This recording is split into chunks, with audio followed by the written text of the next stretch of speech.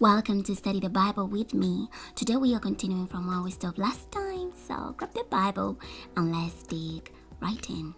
Genesis chapter 25. Abraham had taken another wife named Keturah. She bore him Zimran, Jokshan, Medan, Midian, Ishbak, and Shuab. Jokshan became the father of Sheba and Dedan. The descendants of Dedan were the Ashurites, Letushites, and Lumites. The sons of Midian were Epha, Ephe, Henoch, Ebida, and Elda. All these were descendants of Keturah. Everything he owned Abraham left to his son Isaac.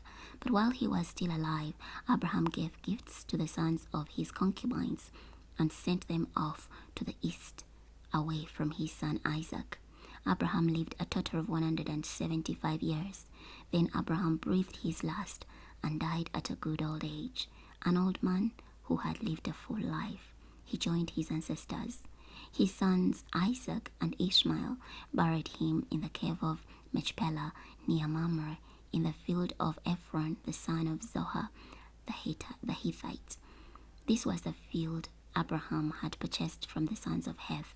There Abraham was buried with his wife Sarah.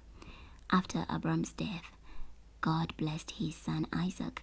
Isaac lived near Beer-lahai-roi.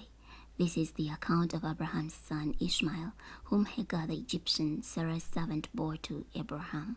These are the names of Ishmael's sons, by their names according to their records: Nebaioth, Ishmael's firstborn; Kedar, Edbil, Mibsam, Mishma, Duma, Mesa, Hadad, Tema, Jetu, Nepish, and Kedma. These are the sons of Ishmael, and these are their names by their settlements and their camps, 12 princes according to their clans. Ishmael lived a total of 137 years. He breathed his last and died. Then he joined his ancestors. His descendants settled from Havilah to Shur, which runs next to Egypt, all the way to Ashar. They settled away from all their relatives. This is the account of Isaac, the son of Abraham. Abraham became the father of Isaac. When Isaac was 40 years old, he married Rebekah, the daughter of Bethuel, the Aramean, from Padan Aram, and sister of Laban, the Aramean. Isaac prayed to the Lord on behalf of his wife because she was childless. The Lord answered his prayer, and his wife Rebekah became pregnant. But the children struggled inside her, and she said, "If it is going to be like this, I'm not sure I want to be pregnant." So she asked the Lord, and the Lord said to her, "2 nations are in your womb, and 2 peoples will be separated from within you. 1 people will be stronger than the other, and the older will serve the younger." When the time came for Rebekah to give birth, there were twins in her womb. The first came out reddish all over, like a hairy garment. So they named him Esau. When his brother came out with his hand clutching Esau's heel, they named him Jacob. Isaac was 60 years old when they were born.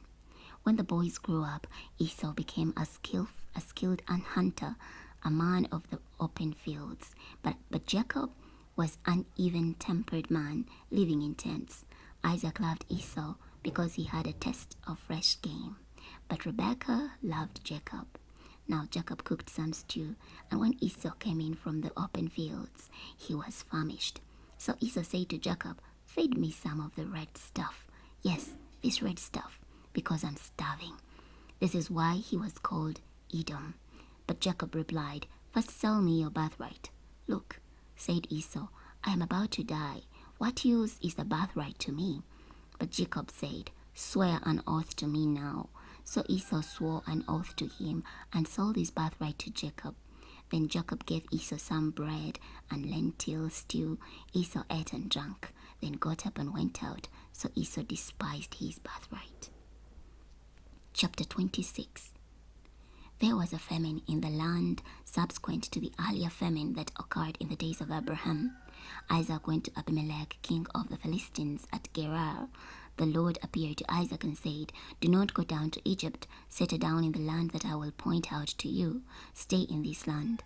Then I will be with you and will bless you, for I will give all these lands to you and to your descendants, and I will fulfill the solemn promise I made to your father Abraham. I will multiply your descendants, so they will be as numerous as the stars in the sky, and I will give them all these lands. All the nations of the earth will pronounce blessings on one another using the name of your descendants. All this will come to pass because Abraham obeyed me and kept my charge, my commandments, my statutes, and my laws. So Isaac settled in Gerar. When the men of that place asked him about his wife, he replied, "She's my sister." He was afraid to say, "She's my wife," for he thought to himself, "The men of this place will kill me to get Rebekah because she's very beautiful."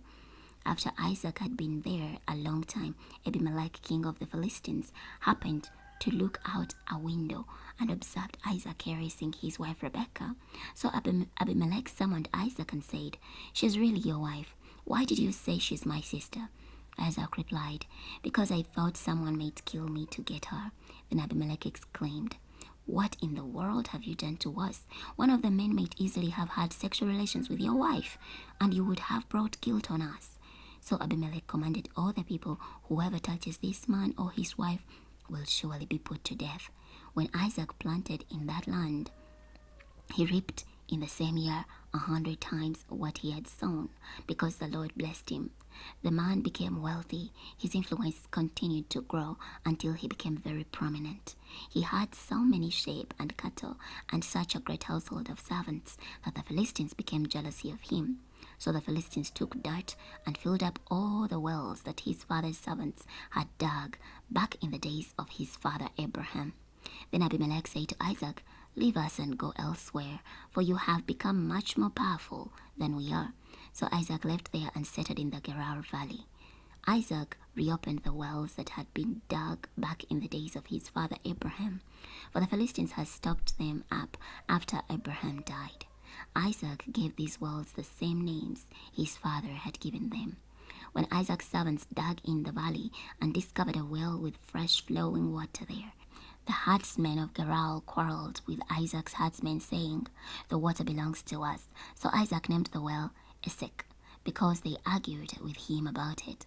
His servants dug another well, but they quarreled over it too. So Isaac named it Sitnah. Then he moved away from there and dug another well. They did not quarrel over it, so Isaac named it Rehoboth, saying, "For now the Lord hath made room for us, and we will prosper in the land." From there Isaac went up to Beersheba. The Lord appeared to him that night and said, "I am the God of your father Abraham. Do not be afraid, for I am with you. I will bless you and multiply your descendants for the sake of my servant Abraham." Then Isaac built an altar there and worshipped the Lord. He pitched his tent there, and his servants dug a well. Now Abimelech had come to him from Gerar, along with Ahuzah, his friend, and Phicol, the commander of his army. Isaac asked them, "Why have you come to me? You hate me and sent me away from you." They replied, "We could plainly see that the Lord is with you, so we decided there should be a pact between us. Between us and you, allow us to make a treaty with you, so that you will not do us any harm, just as we have not harmed you, but have always treated you well before sending you away in peace. Now you are blessed by the Lord." So Isaac held a feast for them, and they celebrated. Early in the morning the men made a treaty with each other. Isaac sent them off. They separated on good terms. That day Isaac's servants came and told him about the well they had dug. "We found water," they reported. So he named it Sheba. That is why the name of the city has been Beersheba to this day. When Esau was 40 years old, he married Judith, the daughter of Beri, the Hittite, as well as Basemath, the daughter of Elon the Hittite. They caused Isaac and Rebekah great anxiety. Chapter 27. When Isaac was old and his eyes were so weak that he was almost blind, he called his oldest son Esau and said to him, "My son, here I am." Esau replied. Isaac said, "Since I am so old, I could die at any time. Therefore take your weapons, your quiver and your bow, and go out into the open field and hunt down some wild game for me. Then prepare for me some tasty food, the kind I love, and bring it to me. Then I will eat it, so that I may bless you before I die." Now Rebekah had been listening while Isaac spoke to his son Esau. When Esau went out to the open field to hunt down some wild game and bring it back, Rebekah said to her son Jacob, "Look, I overheard your father tell your brother Esau, 'Bring me some wild game and prepare for me some tasty food. Then I will eat it and bless you in the presence of the Lord before I die.' Now then, my son, do exactly what I tell you. Go to the flock and get me 2 of the best young goats. I'll prepare them in a tasty way for your father, just the way he loves them. Then you will take it to your father. Thus he will eat it and bless you before he dies." "But Esau, my brother, is a hairy man," Jacob protested to his mother Rebekah, "and I have smooth skin. My father may touch me. Then he will think I'm mocking him, and I'll bring a curse on myself instead of a blessing." So his mother told him, "Any curse against you will fall on me, my son. Just obey me. Go and get them for me." So he went and got the goats and brought them to his mother. She prepared some tasty food, just the way his father loved it. Then Rebekah took her oldest son Esau's best clothes, which she had with her in the house, and put them on her younger son Jacob. She put the skins of the young goats on his hands and the smooth parts of his neck. Then she handed the tasty food and the bread she had made to her son Jacob. He went to his father and said, "My father." Isaac replied, "Here I am. Which are you, my son?" Jacob said to his father, "I'm Esau, your firstborn. I've done as you told me. Now sit up and eat some of my wild game, so that you can bless me." But Isaac asked his son, "How in the world did you find it so quickly, my son?" "Because the Lord your God brought it to me," he replied. Then Isaac said to Jacob, "Come closer so I can touch you, my son, and know for certain if you really are my son Esau." So Jacob went over to his father Isaac, who felt him and said, "The voice is Jacob's, but the hands are Esau's." He did not recognize him because his hands were hairy, like his brother Esau's hands. So Isaac blessed Jacob. Then he asked, "Are you really my son Esau?" "I am," Jacob replied. Isaac said, "Bring some of the wild game for me to eat, my son. Then I will bless you." So Jacob brought it to him, and he ate it. He also brought him wine, and Isaac drank. Then his father Isaac said to him, "Come here and kiss me, my son." So Jacob went over and kissed him.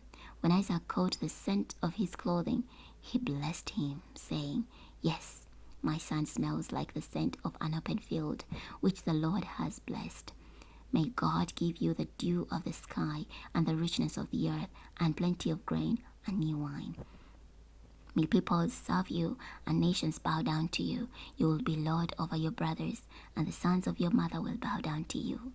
May those who curse you be cursed, and those who bless you be blessed." Isaac had just finished blessing Jacob, and Jacob had scarcely left his father's presence when his brother Esau returned from the hunt. He also prepared some tasty food and brought it to his father. Esau said to him, "My father, get up and eat some of your son's wild game. Then you can bless me." His father Isaac asked, "Who are you?" "I am your firstborn son," he replied, "Esau." Isaac began to shake violently and asked, "Then who else hunted game and brought it to me? I ate all of it just before you arrived, and I blessed him. He will indeed be blessed." When Isaac heard his father's words, he wailed loudly and bitterly. He said to his father, "Bless me too, my father." But Isaac replied, "Your brother came in here deceitfully and took away your blessing." Esau exclaimed, "Jacob is the right name for him. He has tripped me up 2 times. He took away my birthright, and now look, he has taken away my blessing." Then he asked, "Have you not kept back a blessing for me?" Isaac replied to Esau, "Look, I have made him lord over you. I have made all his relatives his servants and provided him with grain and new wine. What is left that I can do for you, my son?" Esau said to his father, "Do you have only that one blessing, my father? Bless me too. Then Esau wept loudly. So his father Isaac said to him, Indeed, your home will be away from the richness of the earth, and away from the dew of the sky above. You will live by your sword, but you will serve your brother. When you grow restless, you will tear off his yoke from your neck. So Esau hated Jacob because of the blessing his father had given to his brother. Esau said privately, The time of mourning for my father is near. Then I will kill my brother Jacob. When Rebekah heard what her older son Esau had said, she quickly summoned her young son Jacob and told him, Look, your brother Esau is planning to get revenge by killing you. Now then, my son, do what I say. Run away immediately to my brother Laban in Haran. Live with him for a little while until your brother's rage subsides. Stay there until your brother's anger against you subsides and he forgets what you did to him. Then I'll send someone to bring you back from there. Why should I lose both of you in one day? Then Rebekah said to Isaac, I am deeply depressed because of these daughters of Heth. If Jacob were to marry one of these daughters of Heth, who live in this land, I would want to die. We're going to stop here today. Next time we're going to be starting from Genesis chapter 20.